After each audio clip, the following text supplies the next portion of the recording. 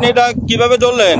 ভাই আমি নদীতে গোসল করতে গেছিলাম, তাই দেখতেছি কি এটা একবার ডুব দেয় আবার ভাসে, আবার ডুবায় আবার ভাসে। আমি দেখে ভয় পেয়েছি, আমি মনে হচ্ছে গার্জেনের বাচ্চা পড়ে গেছে। আমি হাই হুতে সঙ্গে ধরতে গেছি, পরে দেখেছি এটা ডলফিনের মতো দেখা যায়। ধরতে আমার খুব কষ্ট হয়েছে, গায়ে আসলে গাড় কাপড় পেঁয়াজ দিয়ে ধরে না তুলে আনছি। কেউ লোক নাই, জিজ্ঞাসাবাদ কেউ অনেকক্ষণ লোক আসলো, আমার ভাই জহির ইসলাম আসলো, আপনি আসলেন সাংবাদিক হিসাবে, আইসা দেখলেন।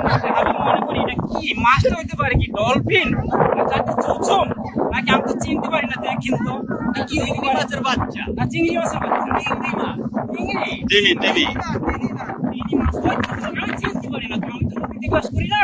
আপনি কি ভয় পাইছেন? আমি ভয় পাচ্ছি, মানে আমি অনেক ভয় পাইছি, অনেক ভয় পাইছি। ভাই ধর ধর এটা ধর, এটা অনেক ভয় পেয়েছিলাম। ওজন হবে অনেক কেজি, মানে 20 কেজির উপরে ওজন। এখন আপনি এটাকে কি করতে চান? কি করবে, আমি আছি, যারা তেল নেয়া কিছু আশপাশের লোক বাদ